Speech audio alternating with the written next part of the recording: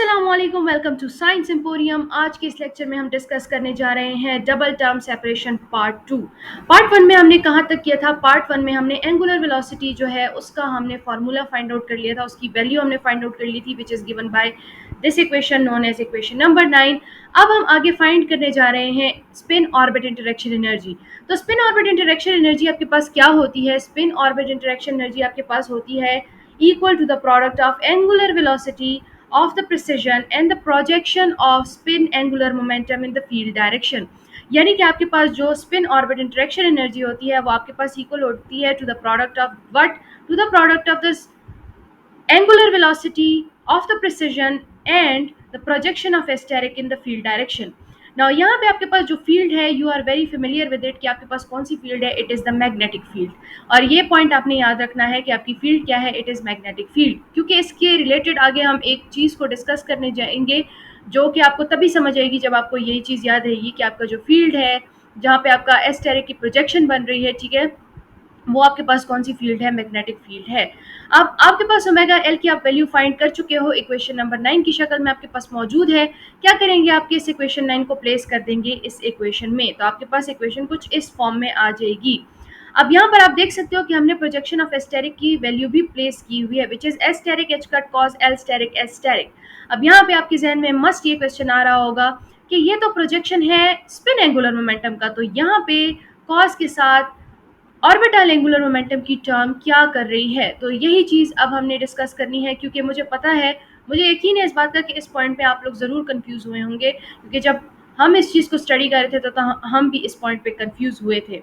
तो मैं अब आपको बताऊंगी कि इसका मतलब क्या है, ये हमने यहाँ पे एल स्टेरिक को भी साथ में क्यों लिया हुआ है।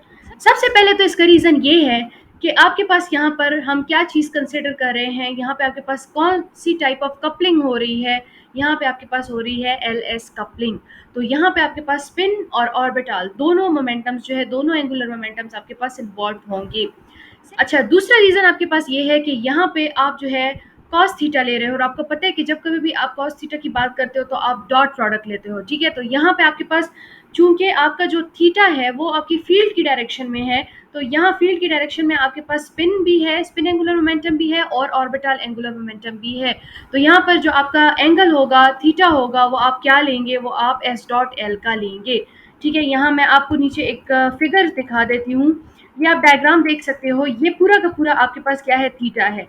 एल स्टेरिक भी है, एस स्टेरिक भी है, ठीक है, और आपके पास जे स्टेरिक भी है। जे स्टेरिक को तो हम यहाँ पे कंसिडर नहीं करें, क्योंकि हम इन दो पॉइंट्स के दरमियान का जो पूरा एंगल है हम उसको ले रहे हैं। तो आपके पास एल स्टेरिक होगा, एस स्टेरिक होगा, और इन दोनों का आपने ज्वाइन कर देना है, जो कि आपका रिजल्टेंट होगा।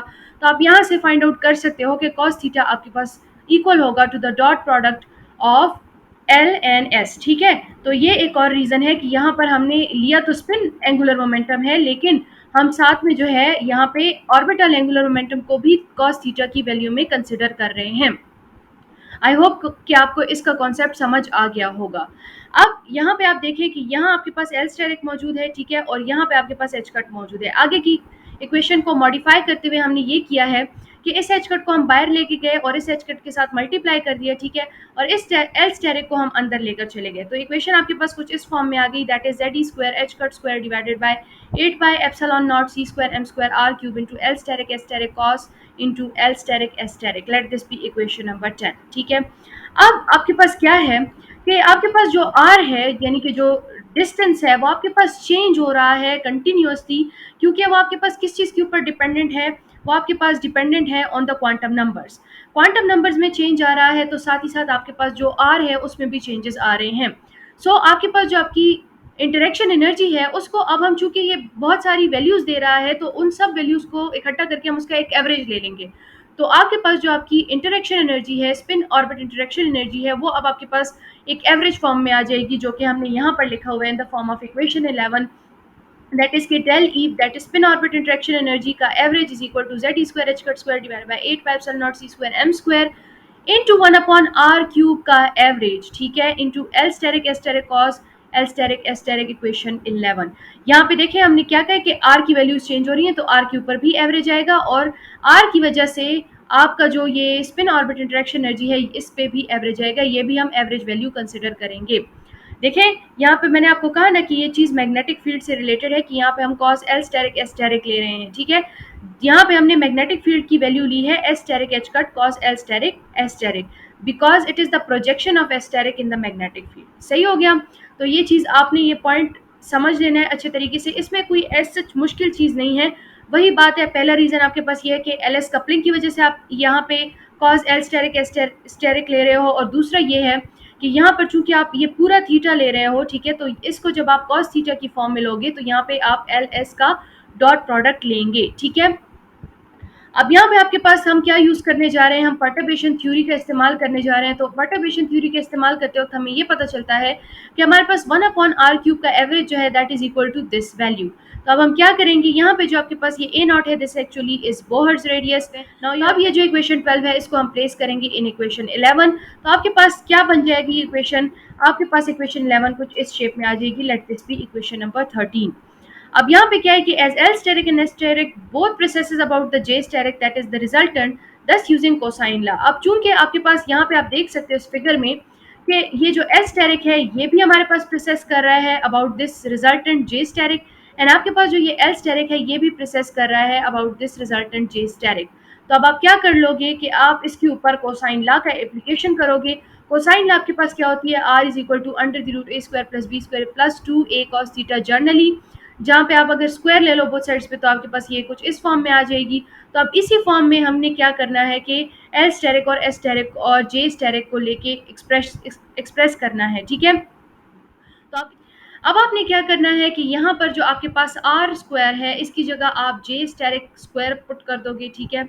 यानी कि आर जो है वो आपका जे स्टेरिक की इक्वल है, ए आपका एल स्टेरिक की इक्वल है और बी आपका एस स्टेरिक की इक्वल है। तो इसमें आपने बस सिर्फ ये वैल्यूज पुट कर देनी है तो आपकी इक्वेशन कुछ इस फॉर्म में आ जाएगी।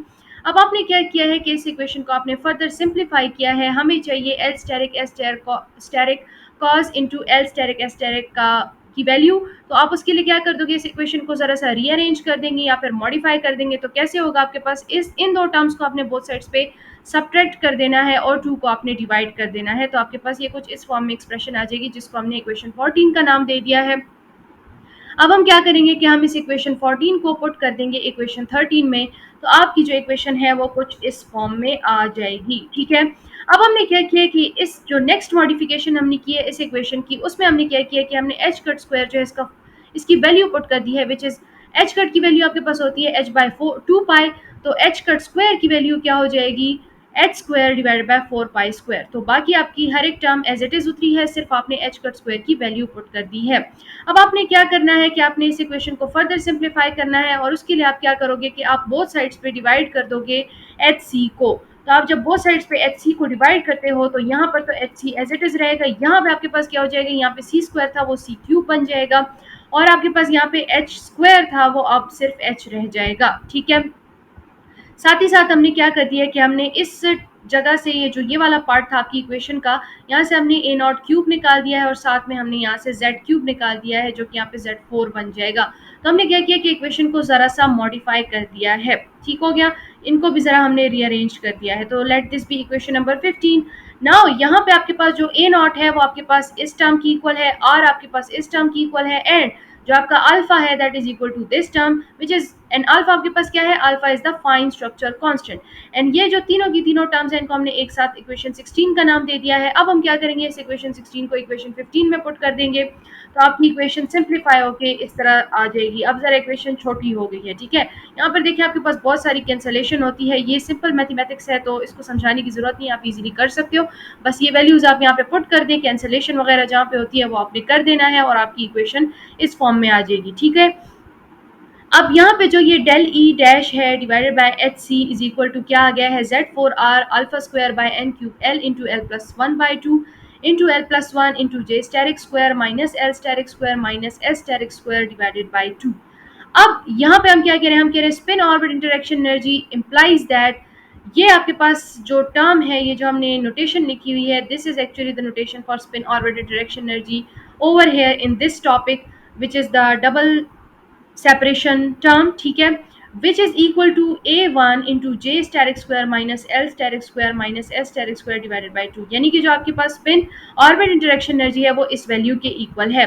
जहाँ पे आपके पास जो ये a पावर 1 है, this actually is equal to this constant terms जो कि आपके पास इस इक्वेशन में मौजूद हैं, ये वाली, ठीक है।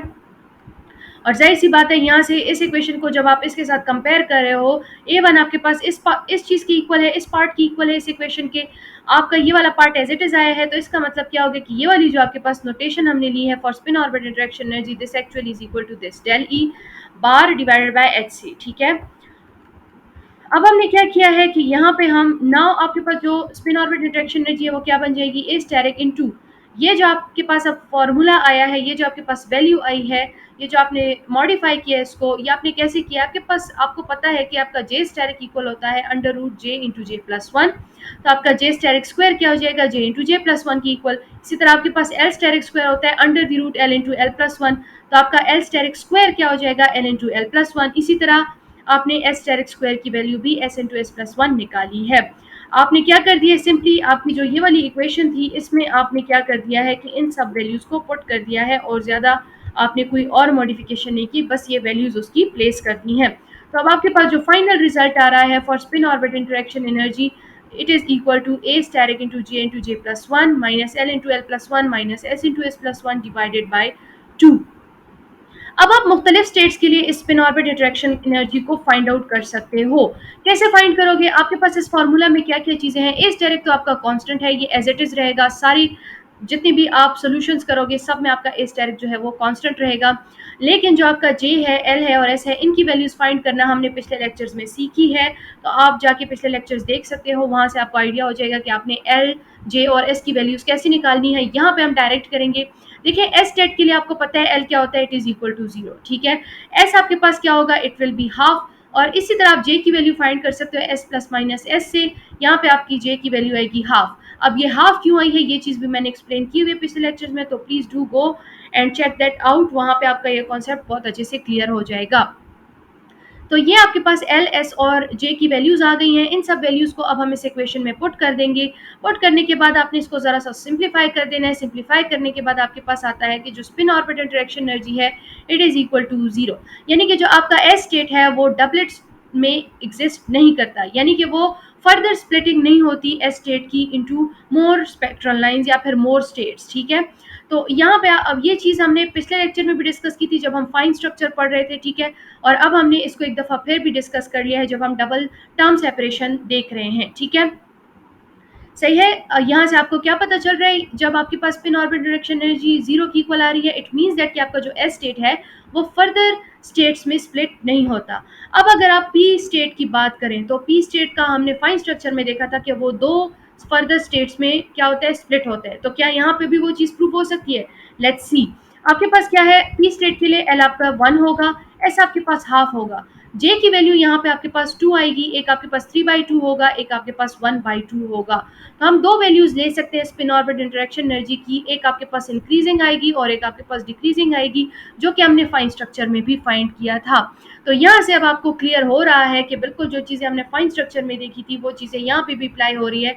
हैंस जो पी स्टेट हमारे पास दो स्टेट्स में स्प्लिट हो रहा है, दैट इज एब्सोल्युटली करेक्ट, ठीक है।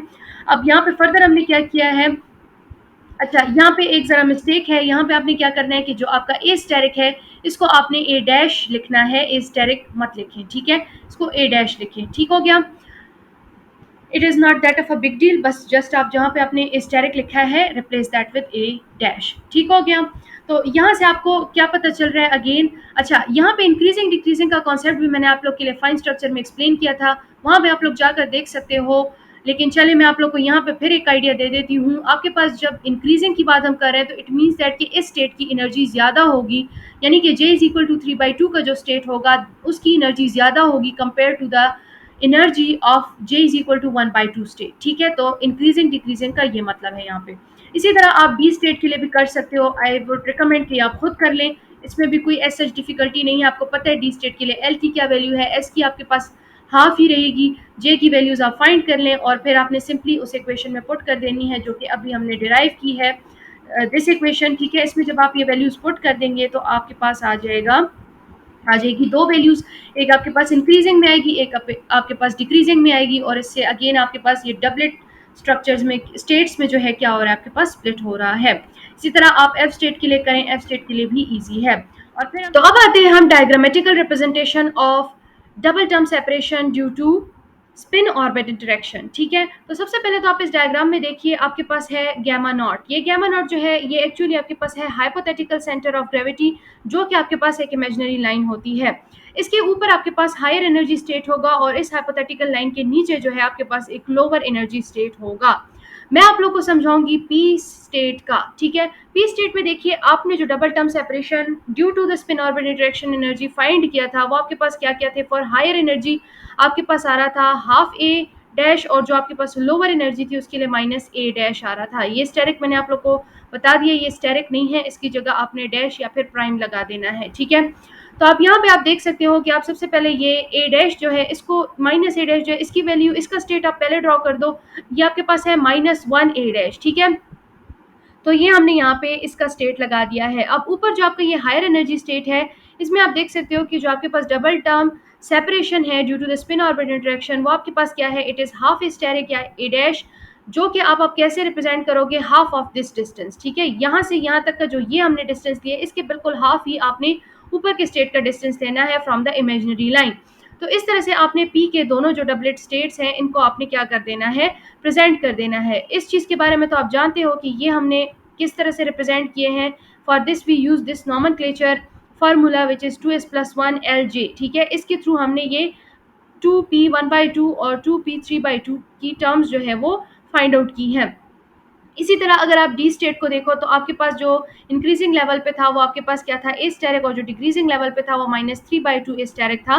तो उसी के अकॉर्डिंग हमने इन दोनों स्टेट्स को प्लेस कर दिया है। इनकी जो double term separation due to spin orbit interaction energy की वैल्यूज हैं, उनकी हमने यहाँ पे उनके अकॉर्डिंग हमने इनको सेपरेट रखा है फ्रॉम द इमेजिनरी लाइन।